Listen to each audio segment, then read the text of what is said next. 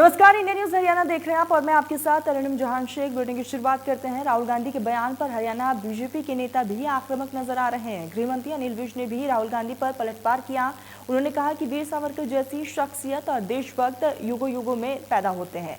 अगर सावरकर अंग्रेजों से मिले हुए होते तो अंग्रेजों ने उन्हें 50 साल की सजा क्यों दी। भारत जोड़ो यात्रा के दौरान राहुल गांधी द्वारा सावरकर पर की गई टिप्पणी को लेकर विवाद खड़ा हो गया है। इस मामले पर राजनीतिक बयानबाजी शुरू हो चुकी है। राहुल गांधी अब अनिल विज के निशाने पर भी आ गए हैं। अनिल विज ने राहुल गांधी पर कटाक्ष करते हुए कहा कि अगर सावरकर अंग्रेजों से मिले होते तो उन्हें 50 साल की जेल नहीं होती। उन्होंने 10 साल जेल में काटे हैं। राहुल गांधी 10 दिन जेल में काट कर दिखा दें। वहीं अंबाला से सांसद रतनलाल कटारिया ने भी राहुल गांधी पर कटाक्ष करते हुए कहा कि वे इस पर बोलकर अपनी जुबान गंदी नहीं करना चाहते। अमन कपूर, इंडिया न्यूज हरियाणा, अंबाला। शिक्षा मंत्री कौलपाल गुर्जर ने दावा किया है कि गुजरात और हिमाचल में बीजेपी की ही सरकार बनेगी। उन्होंने कहा है कि सरकार भ्रष्टाचार को रोकने के लिए वचनबद्ध है और ऐसे मामलों में सख्त कार्रवाई की जा रही है। इसके अलावा उन्होंने कहा कि पंच और सरपंचों के साथ मिलकर ग्रामीण क्षेत्र का विकास करेंगे। शिक्षा मंत्री कंवरपाल गुर्जर ने पत्रकार से बातचीत करते हुए कहा कि हिमाचल व गुजरात में भाजपा की सरकार बनने जा रही है। उन्होंने कहा कि इस बार पहले से ज़्यादा एमएलए भाजपा के जीतेंगे।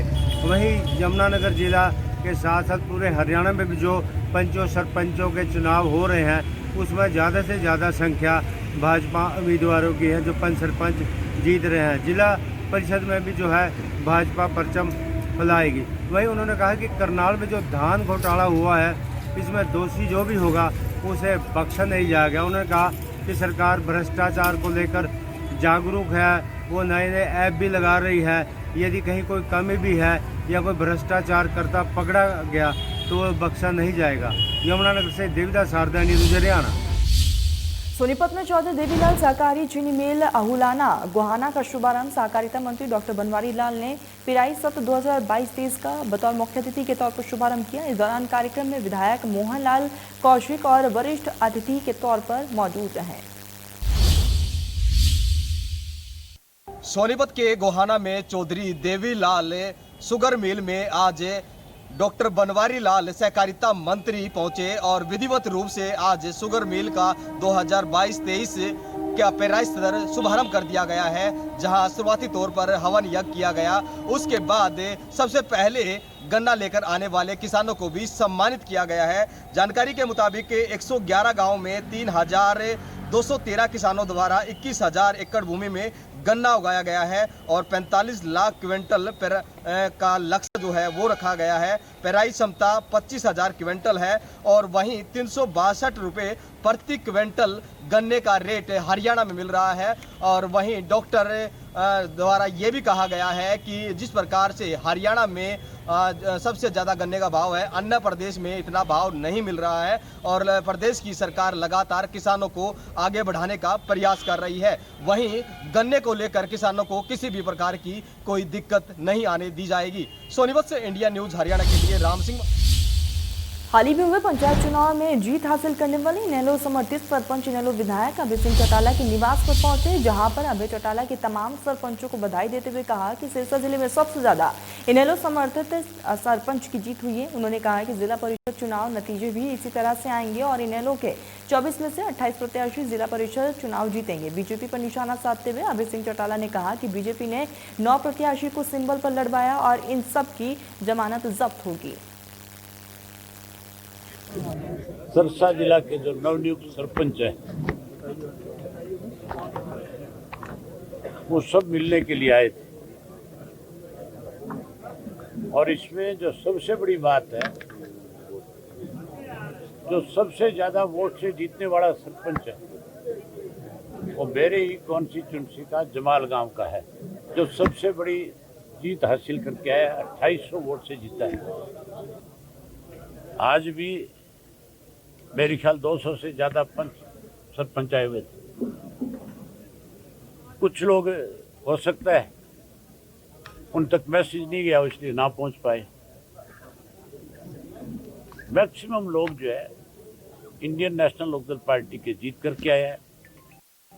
जिला परिषद और ब्लॉक समितियों के नतीजे भी इंडियन नेशनल लोकदल पार्टी के पक्ष में आएंगे। हम जो है जिला परिषद में, मैं डर के कह रहा हूं कि 18-20 सीट हमारी आएगी, लेकिन जिस ढंग से लोगों का रिस्पॉन्स था 24 की 24 भी हम जीत सकते हैं। बॉन्ड पॉलिसी के खिलाफ एमबीएस छात्रों के धरने पर डिप्टी सीएम दुष्यंत सिंह चौटाला ने कहा कि विरोध करने से पहले पॉलिसी को पढ़कर समझे। उन्होंने कहा कि एमबीएस छात्रों की सिक्योरिटी सरकार पर रही है और छात्रों से सिर्फ बॉन्ड ले रही है। जो एमबीबीएस छात्र बॉन्ड्स की व्यवस्था के प्रति धरना दे रहे हैं, मैं उनसे भी आग्रह करूंगा कि इस पॉलिसी को एक बार समझने का काम करें। आपकी सिक्योरिटी सरकार भर रही है और उसके बदले में आपसे बॉन्ड ले रही है। आप सरकार से सिक्योरिटी ना भरवाएं, अपने पर्सनल फंड से उस व्यवस्था को, शिक्षा की व्यवस्था को आगे लेके जाइए। सरकार आपको रिस्ट्रिक्ट कर ही नहीं सकती। ये तो सिर्फ उन छात्रों के लिए है जो सरकार से अपने लोन के बॉन्ड को भरवाने का, सिक्योरिटी लेने का काम करें। और वो सरकार अपनी तरफ से भी चाहती है कि जब सरकार उनकी सिक्योरिटी देती है तो वो हरियाणा प्रदेश की सेवा भी निरंतर करने का काम। भिवानी में साइबर क्राइम ने ऑनलाइन ठगी करने वाले गिरोह के 2 सदस्यों को गिरफ्तार कर लिया है, जो कि नौकरी दिलवाने के नाम पर ठगी करते थे। साइबर क्राइम भिवानी पुलिस द्वारा ऑनलाइन तरीके से नौकरी दिलाने के नाम पर ठगी करने वाले गिरोह के 2 सदस्यों को गिरफ्तार कर लिया गया है। इस बारे में जानकारी देते हुए थाना प्रभारी विकास कुमार ने बताया कि गांव खरगपुर से एक व्यक्ति द्वारा शिकायत दी गई थी, जिस संबंध में कार्रवाई करते हुए राजस्थान से 2 आरोपियों को गिरफ्तार कर लिया गया है, जिनसे 39,200 रुपये बरामद कर लिए गए हैं। शिकायतकर्ता ने बतलाया था कि ऑनलाइन तरीके से नौकरी दिलाने के नाम पर उनसे 99,500 रुपये ठग लिए गए थे। उन्होंने अपील करते हुए कहा कि किसी के साथ अपनी निजी जानकारी शेयर न करें। साथ ही प्रदेश का नंबर 1 में भरोसेमंद चैनल इंडिया न्यूज हरियाणा भी अपने दर्शकों व आमजन से अपील करता है कि सावधान रहें, सतर्क रहें। भिवानी से Sumit Changra, India news Haryana. Charkhi Dadri police ने अवैध हथियार रखने वालों पर शिकंजा कसा है। पुलिस ने 10 युवकों को गिरफ्तार कर उनसे अवैध हथियार बरामद किए। दादरी पुलिस प्रशासन ने 1 महीने के दौरान 10 से 12 असले पकड़े हैं, जो अवैध हथियार अलग अलग जगह से अलग अलग युवकों से पकड़ा गया है। जिला जो पुलिस अधीक्षक के निर्देश अनुसार डीएसपी वीरेंद्र सिंह ने बताया कि हमने टीमें गठित की हुई हैं, जो विभिन्न जगहों पर नाके लगाकर और छापे मारकर अवैध हथियारों को पकड़ा जा रहा है। और ज़िले की शांति बनाने के लिए हमारी पुलिस सतर्क बनी हुई है। और इस चुनाव के दौरान भी बहुत से अवैध असले पकड़े गए हैं। हम अगर बात करें तो ज़िले में कुल 172 गांव हैं, जिनमें जिला पुलिस के नाके लगाए हुए हैं 300 के करीब, और पुलिसकर्मी तैनात हैं। जगह जगह जाकर वो छापे मार रहे हैं और अवैध हथियार पकड़ रहे हैं। चरखी दादरी से इंडिया न्यूज़ के लिए सुरेंद्र शर्मा। पलवल कैंप थाना इलाका स्थित पर 10वीं के 14 वर्षीय छात्र ने अवैध हथियार से खुद को गोली मार ली है, जिससे उसकी मौत हो गई। आत्महत्या करने के कारणों का अभी तक खुलासा नहीं हो सका है।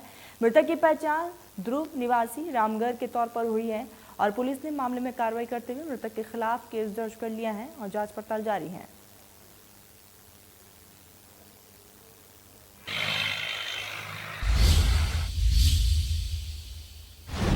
हरेरा कोर्ट ने बड़ा फैसला सुनाते हुए गुरुग्राम के नामी डिफॉल्ट बिल्डर आईएलडी बिल्डर्स के प्रबंधक सलमान अकबर को 60 दिनों के लिए जेल भेज दिया है। गुरुग्राम में आईएलडी बिल्डर के ऊपर हरेरा कोर्ट की गाज गिरी है, जो कि एक ऐसा डिफॉल्टर बिल्डर था जिसने एक आवंटी को पहले तो फ्लैट बुक करने के नाम पर उससे राशि ठग ली और उसके बाद समय और तारीख पर यानी 2013 में पहले तो फ्लैट बेचा और उसके बाद 2016 में जिसकी पोजीशन देनी थी तो उसको झूठे वादे करने लगा। ऐसे में आवंटी ने परेशान होकर 2018 में इस मामले को कोर्ट के बीच लेकर आई। जिस कोर्ट के बाहर में खड़ा हूँ, ये real estate regulatory authority Haryana HaRERA का कोर्ट है, जहाँ से पूरा फैसला सुनाया गया है, जिसके अंदर आईएलडी बिल्डर के प्रबंधक को आज जेल भेज दिया गया है। अकबर सलमान अकबर उनका नाम है। और बता दूं कि जिस तरीके से कोर्ट में पूरा मामला चल रहा था, जिसकी 2018 में याचिका लगाई गई, जिसका फैसला 2021 में हुआ और 2021 के बाद आज, यानी 2021 के बाद आज उस जो डिफ़ाल्टर बिल्डर था उसके प्रबंधक सलमान अकबर को जेल भेज दिया गया है 60 दिनों के लिए। कहीं ना कहीं इस कार्रवाई के बाद उन लोगों को जरूर ठंडक मिलेगी जो कि इस तरीके से बिल्डरों के ऑफिसों के बाहर चक्कर काटते हैं। ऐसा आवंटियों को ठंडक मिलेगी जो लोगों को उम्मीद छोड़ बैठते हैं कि वो अपने खून पसीने की गाड़ी कमाई को बिल्डरों को सौंप देते हैं और बिल्डर उनको उनकी ना तो फ्लैट दे पाते हैं और सिर्फ झूठे वादे करते हैं। तो ऐसे में कहीं ना कहीं हरेरा ने काबिल तारीफ कदम उठाया है, हरेरा कोर्ट ने, जिसके चलते ऐसे डिफ़ाल्टर बिल्डर को एक लगाम कसने का काम किया है। मगर ऐसे में अब देखना होगा कि जो गुरुग्राम में अन्य ऐसे प्राइवेट बिल्डर हैं जो कि बेलगाम हैं और अपनी मनमानी करते हैं, उनके ऊपर कब कार्रवाई देखने को मिलेगी, यह आने वाला समय ही बता पाएगा। गुरुग्राम से मोहित कुमार, इंडिया न्यूज़। महेंद्रगढ़ की सीआईए पुलिस ने स्कॉर्पियो गाड़ी में गुजरात ले जाई जा रही अवैध शराब को बरामद किया है। जांच पड़ताल भी जारी है। अभी हम महेंद्रगढ़ की सीआईए स्टाफ टीम है वहां पर हैं और आपको बता दें कि जिस तरह से जो पुलिस लगातार जो सफलता हासिल करती जा रही है और कहते हैं कि जो अपराधी होते हैं वो डाल हैं तो पुलिस पात है, इसी तरह का एक कारनामा सामने आया है। आपको दिखा दें कि जिस तरह से जो पुलिस ने जो कामयाबी हासिल की है, ये पेंट की जो ये बाल्टियां हैं, इसके अंदर जो शराब है उसकी तस्करी का एक बड़ा खेल पिछले काफ़ी समय से महेंद्रगढ़ क्षेत्र में चल रहा था। और जब सीआईए टीम महेंद्रगढ़ को इसकी सूचना मिली तो इन्होंने नाकेबंदी करके और जो टीम है इसने उनका पीछा करके इस पूरे गिरोह का पर्दाफाश किया है। और किस तरह से ये पूरा मामला सामने आया, इसकी जानकारी के लिए हमारे साथ में सीआईए टीम के जो इंचार्ज हैं गोविंद सिंह, वो हमारे साथ हैं। वो बताएंगे कि किस तरह से इन्हें ये सूचना मिली और कौन अपराधी थे, किन को इन्होंने पकड़ा है। जी, ये पूरा मामला क्या है? कल मेरी पुलिस पार्टी अटेली हकम गश्त पर थी तो उसको सूचना मिली कि दिनेश सन ऑफ राजपाल सिंह वासी खरेवड़ा अपने कोई के ऊपर ठेकों शराब ला करके अलग से पैकिंग करके बाल्टियों पेंट की बाल्टियों में पैकिंग करके और राजस्थान जयपुर के रास्ते से गुजरात ले जाता है और दारू की सप्लाई करता है पिछले काफ़ी समय से। जिस सूचना की मुखबरी मिलने पर उन्होंने नाकाबंदी शुरू की तो उन्होंने गाड़ी आती दिखाई दी तो रोकने की कोशिश की, जो उसको लेके भाग गया। उसका पीछा किया तो तिगरा गाँव में जाकर अपने आप को घिरा समझ करके गाड़ी की खिड़की खोल के कंडक्टर साइड से 2 आदमी व ड्राइवर साइड से 1 आदमी ऊपर के भागने में कामयाब हुए। पीछा करने पर एक आदमी पकड़ा जिसका नाम उसने अपना नाम दिनेश सन ऑफ राजपाल वासी खरेवड़ा बताया। इस शराब बारे पूछी तो उसने कोई लाइसेंस और परमिट नहीं दिया। फिर उसने पूछताछ पर बताया कि मैं ये शराब पिछले काफ़ी दिनों से गुजरात में बेचता हूँ। ठीक है, वहाँ पूछताछ करने में 2 आदमियों का नाम पता किया तो उसने उन आदमियों का नाम बताया। मेरे साथ लिल्लू सन ऑफ नथु सिंह वासी खरेवड़ा घड़ी और अनिल। फरीदाबाद पुलिस ने महिला सुरक्षा के संबंध में एक सराहनीय पहल शुरुआत की है और किसी भी समय महिला असुरक्षित महसूस करती हैं तो वे हेल्पलाइन नंबर पर फोन करके पुलिस से सहायता ले सकती हैं और पुलिस वहां पर पहुंचकर उस महिला को उसके घर तक पहुंचा कर जाएगी। महिला सुरक्षा को लेकर फरीदाबाद पुलिस द्वारा नई पहल की गई है। यह पहल फरीदाबाद के कमिश्नर विकास अरोड़ा द्वारा शुरू की गई है और इसमें 3 हेल्पलाइन नंबर जारी किए गए हैं। इन हेल्पलाइन नंबर से कोई भी महिला जब कहीं भी सड़क पे, रास्ते में या देर शाम नौकरी से लौटते वक्त अपने आप को असुरक्षित महसूस करती है तो वह महिला इनमें से किसी 3 में से किसी एक नंबर पर जब कॉल करेगी तो क्षेत्र के आसपास की दुर्गा वाहिनी या पीसीआर वहां मौके पर पहुंचेगी, महिला को गाड़ी में बिठाएगी और सीधा सुरक्षित उसे उसके घर पर पहुंचाएगी। पुलिस कमिश्नर विकास अरोड़ा ने कहा कि अभी ये स्कीम धरातल पर हमने लाई है और इसके शुभ परिणाम मिलने भी शुरू हो गए हैं क्योंकि कल ही एक महिला ने इस हेल्पलाइन का इस्तेमाल किया और उसे सुरक्षित घर पहुंचाया गया। उन्होंने महिलाओं से कहा है कि वो ज़्यादा से ज़्यादा इसका प्रचार प्रसार करें और हेल्पलाइन नंबरों का इस्तेमाल जब भी उन्हें जरूरत हो वो करें। पुलिस उनकी सहायता के लिए 24 घंटे तैयार है। कैमरामैन मंजीत के साथ सुधीर शर्मा, इंडिया न्यूज़ हरियाणा, फरीदाबाद। फतेहाबाद में लगातार डेंगू के मामलों में इजाफा देखने को मिल रहा है। रोजाना डेंगू के नए केस सामने आ रहे हैं। फतेहाबाद में डेंगू लगातार अपने पांव पसार रहा है। आज भी फतेहाबाद में डेंगू के 2 नए मामले सामने आए, जिसमें 60 वर्षीय गांव हिजरामा कला की महिला और 55 वर्षीय गांव अक्कावाली की महिला को डेंगू की पुष्टि हुई है। फतेहाबाद में अब डेंगू के कुल मरीजों की संख्या 110 पहुंच गई है। इसको लेकर जानकारी देते हुए फतेहाबाद की सीएमओ डॉक्टर सपना गहलावत ने बताया कि फतेहाबाद में डेंगू के मामले सामने आ रहे हैं। यही कारण है कि स्वास्थ्य विभाग ने एडवाइजरी भी जारी की है। लोगों से अपील की जाती है कि वो अपने घर के आसपास पानी एकत्र न होने दें, साफ सफाई रखें। वहीं उनकी सर्वे टीमें भी लगातार इलाकों में चेकिंग कर रही हैं। जिस घर में भी डेंगू का लार्वा मिलता है उसके आसपास 50 घरों में नगर परिषद की मदद से फॉगिंग भी करवाई जा रही है। फतेहाबाद से इंडिया न्यूज हरियाणा के लिए जितेंद्र मंगा।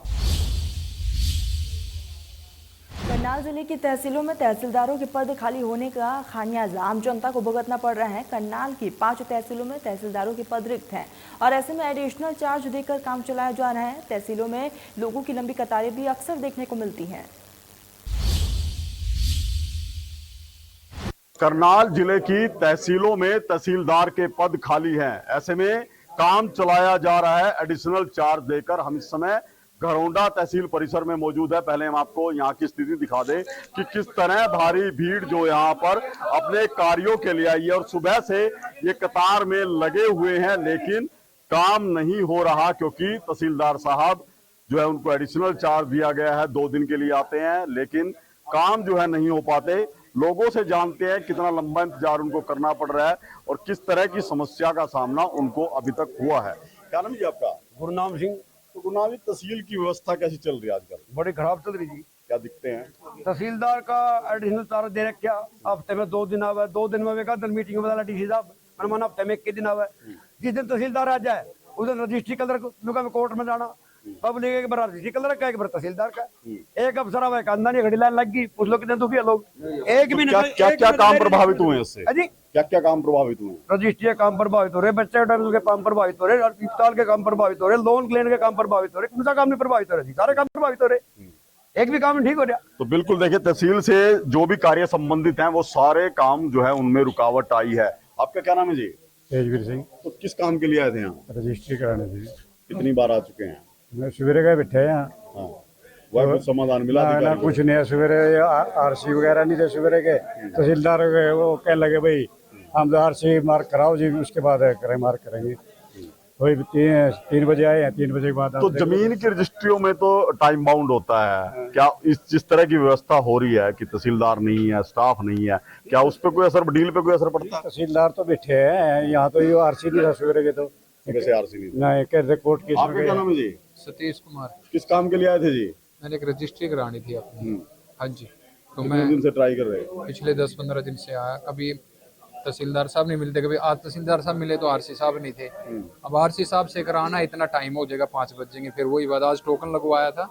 ऐसे ही पिछले कई दिनों से ऐसे घूम रहे, परेशान हो रहे बहुत ज्यादा। आपका क्या नाम है जी? बालकिशन है जी। किस लिए आए थे जी? मैं ट्रांसफर डीड करवानी थी जी।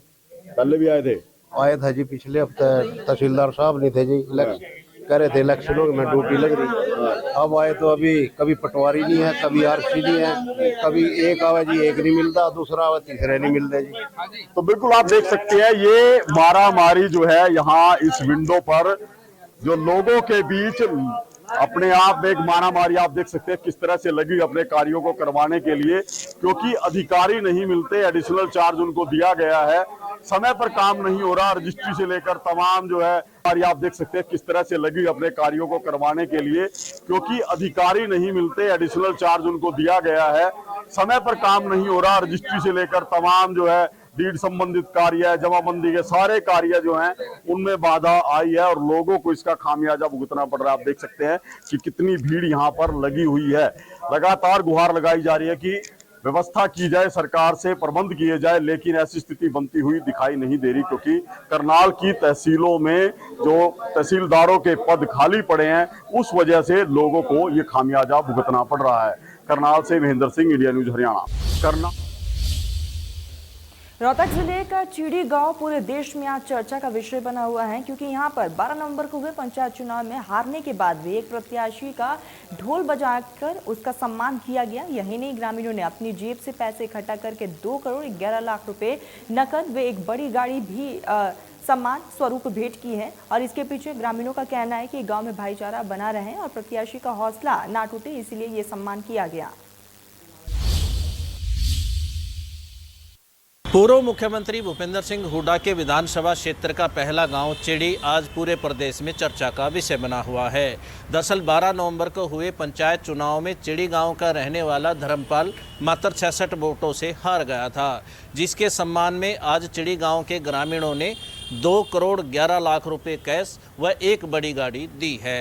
इसके पीछे ग्रामीणों का कहना है कि गाँव में भाईचारा बना रहे और हारा हुआ प्रत्याशी मायूस न हो, इसलिए ये ग्रामीणों ने सम्मान किया है। गौरतलब है कि चिड़ी गांव पूर्व मुख्यमंत्री भूपेंद्र सिंह हुड्डा के किलोई विधानसभा क्षेत्र का पहला गांव है और पंचायत चुनाव में ये गांव अति संवेदनशील भी घोषित किया था। इंडिया न्यूज़ के लिए रोहतक से दिनेश कोसे। सिरसा में तेज रफ्तार का कहर देखने को मिला, जहां पर भावदीन गांव के पास नेशनल हाईवे पर एक वाहन ने 2 युवकों को कुचल दिया है। हादसे में दोनों युवकों की दर्दनाक मौत हो गई। सिरसा के गांव भावदीन के पास आज एक टोल प्लाजा पर सड़क हादसे में 2 युवकों की मौत हो गई है। फिलहाल डिंग पुलिस ने दोनों के शवों का पोस्टमार्टम करवा शव को परिजनों को सौंप दिया है। मामले की जानकारी देते हुए डिंग थाना प्रभारी सुरेश कुमार ने बताया कि आज सुबह 2 युवक अपने खेत जा रहे थे, तभी एक अज्ञात वाहन ने दोनों को टक्कर मार दी, जिसमें दोनों युवकों की मौत हो गई है। फिलहाल दोनों के शवों का पोस्टमार्टम करवा परिजनों को शव सौंप दिए गए हैं। बताया जाता है कि दोनों युवक आपस में गहरे दोस्त थे। मरने वाले दोनों युवक गांव भावदीन के निवासी हैं और दोनों युवक आपस में गहरे दोस्त हैं। फिलहाल दोनों की मौत के बाद गांव भावदीन में मातम का माहौल छा गया है। वहीं डिंग थाना प्रभारी सुरेश कुमार ने बताया कि जल्द ही मामले को ट्रेस कर लिया जाएगा और भावदीन टोल प्लाजा पर लगे सीसीटीवी कैमरे को चेक भी किया जा रहा है, ताकि वाहन की पहचान जल्द से जल्द हो सके और मामले को जल्द ट्रेस किया जा सके। सिरसा से विजय कुमार, इंडिया न्यूज़ हरियाणा। सिरसा के गांव चलिए फिलहाल इस बुलेटिन में बस इतना ही। देश प्रदेश की तमाम बड़ी खबरों के लिए आप देखते रहिए इंडिया न्यूज़ हरियाणा।